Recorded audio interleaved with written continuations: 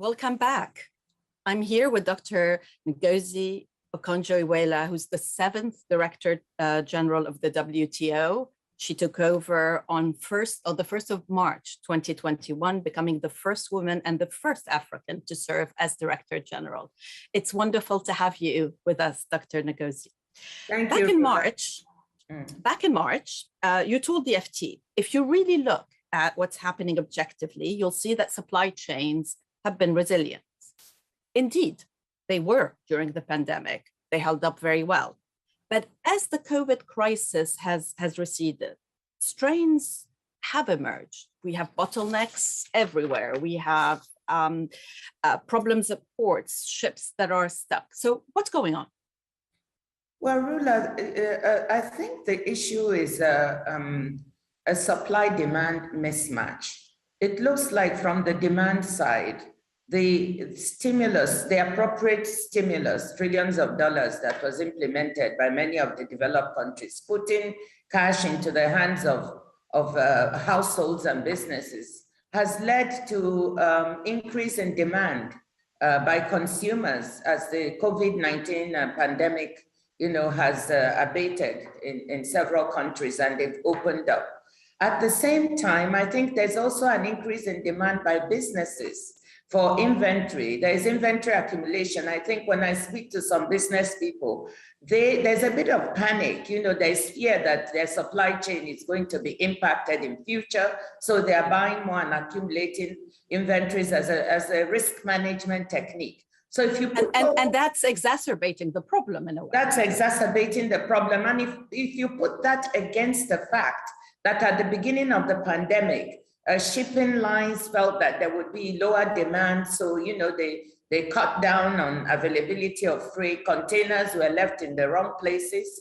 So now there's a container shortage. So all of these supply issues with the demand increase is resulting in what we see now as an exacerbation. From where you're sitting, how long do you think these bottlenecks and the shortages and the supply chain problems will last?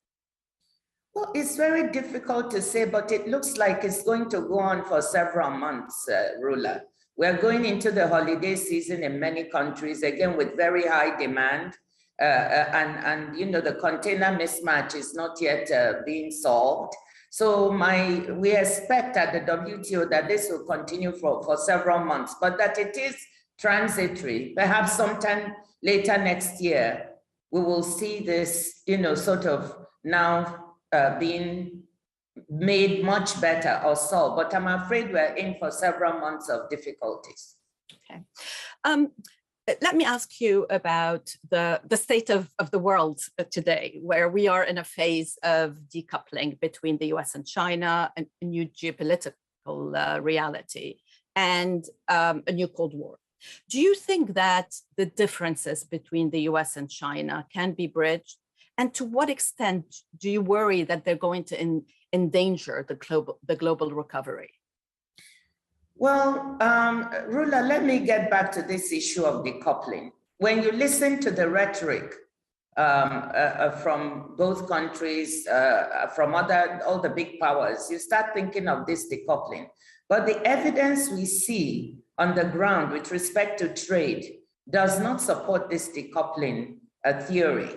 Trade between the EU and China, for instance, is at highs, and the US is trending in the same direction. We talked of this demand push that I mentioned before with supply chain. So there's the statistics on merchandise trade between the big powers is very robust. There's very robust trade. So when people talk of the decoupling, we need to look at the numbers. So that's the first thing. But the rhetoric is really hot and moving away from what the realities are on the ground. Secondly, it's not so easy to unwind supply chains. They're very complicated for many products. If you take vaccines, for example, there are so many components manufactured across multiple countries, and unwinding that and decoupling that will not be easy. Now, on the issue of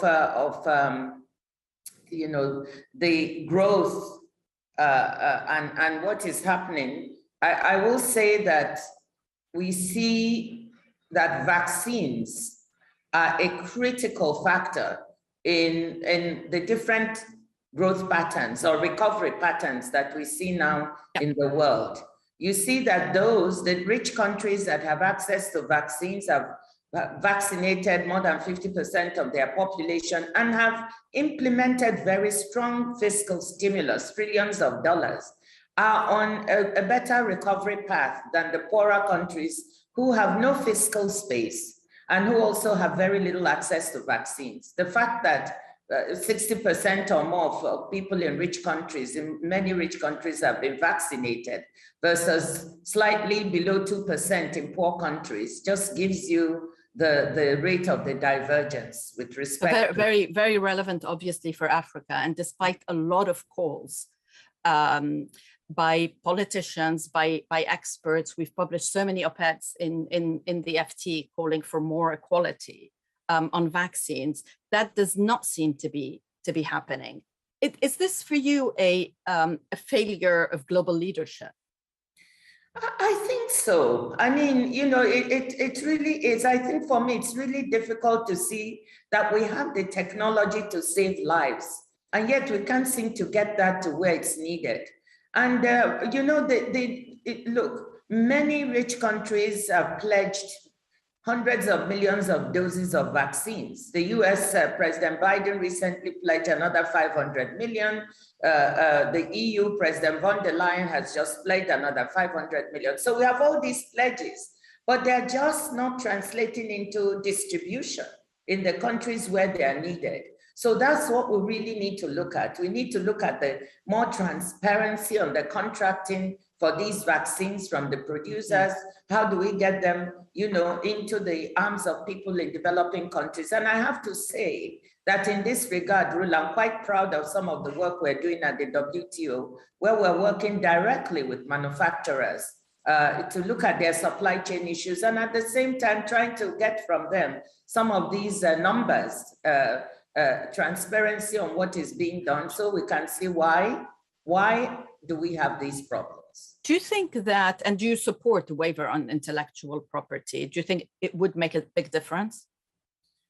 Rula, let me say what I've said before. You know, as DG WTO, I have members on both sides of this issue. So I cannot take sides. My job is to bring them together. And what I do want to make clear is that easier access for developing countries to vaccines, and including to manufacture, is something that we just need to support now, because it's part of building resilience for the future. At the same time, we don't want to disincentivize research and innovation. So we're looking for that happy middle ground in the TRIPS arrangement, where we can have a pragmatic approach that meets both these objectives. And I think it can be done. Members are trying to reach such a pragmatic conclusion. It's not easy. Actually, formal negotiations on this are stuck, but there are informal discussions going on, which I hope can help unlock some of the difficulties. There are two issues that I want to ask you about. One is COP26, and you wrote a piece for us just last week.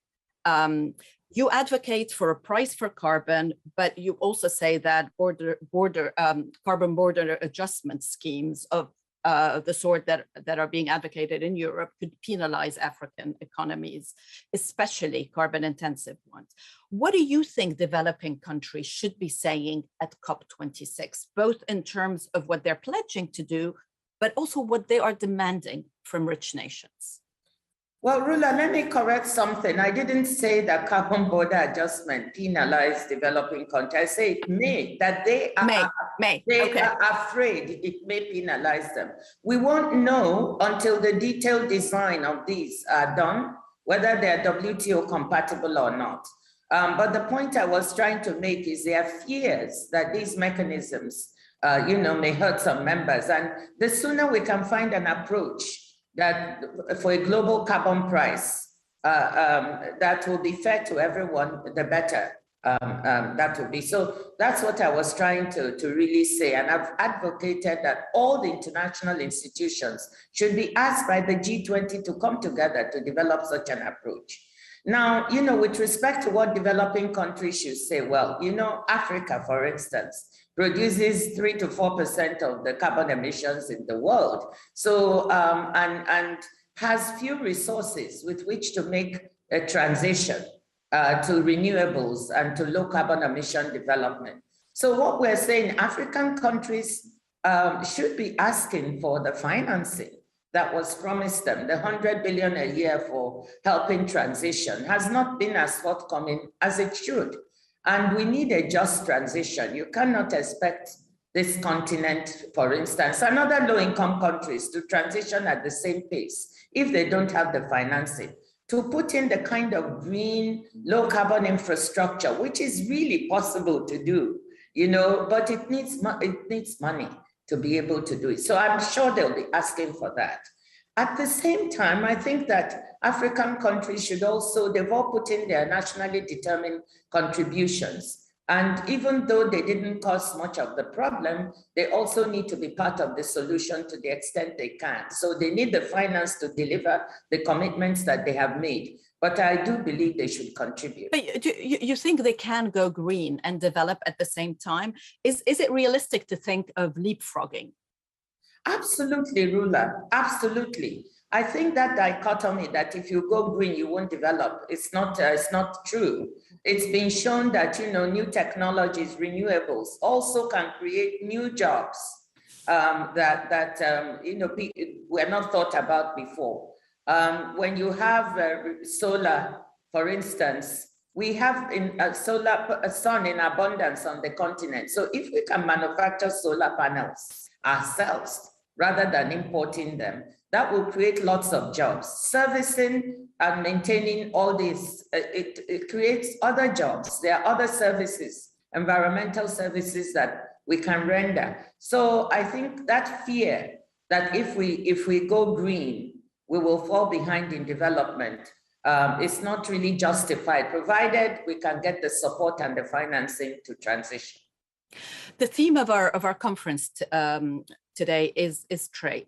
How important is the African continental free trade area, and how can it be implemented successfely? Because if anything, manufacturing has gone backwards in most of Africa in recent decades. Rula, you're absolutely right. There's been a deindustrialization on the continent in recent decades, and we need to bring back maybe not the old type of manufacturing jobs, but some manufacturing jobs so that we can have decent jobs for our youth. And I think that the African continental free trade area is absolutely critical.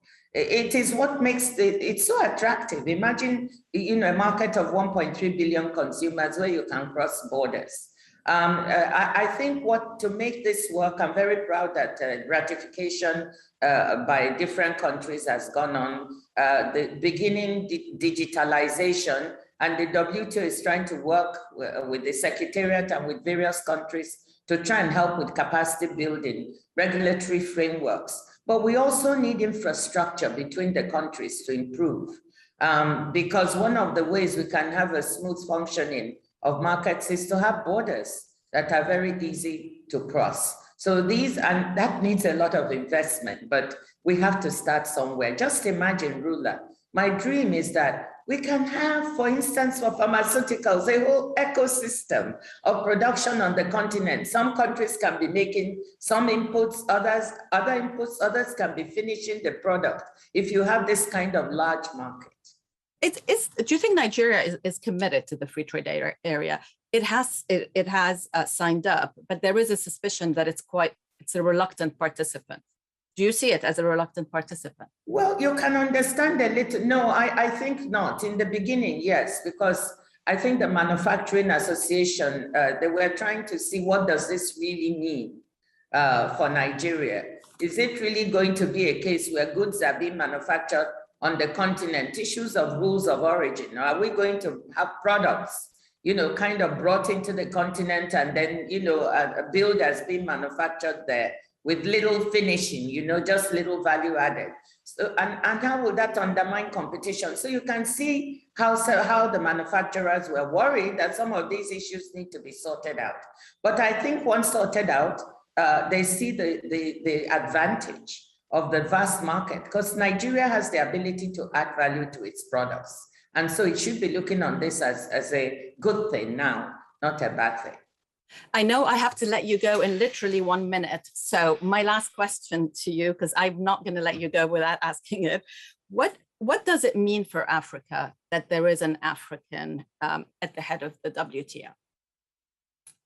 Well, I think for Africa, what it means is that there is someone who is off the continent, knows the problems, has been a policymaker on the continent, and therefore can help find or deliver some of the solutions that may be needed. Somebody with an attentive ear. Yes, I'm DG WTO for all the members worldwide, but I'm from the continent and I know its problems firsthand, not secondhand. So they have a very attentive ear and someone who is eager to help solve as many of the trade-related problems on the continent as possible. Dr. Ngozi, thank you for giving us your time. Thank you, Rula. Nice talking to you. Pleasure. Bye. Bye.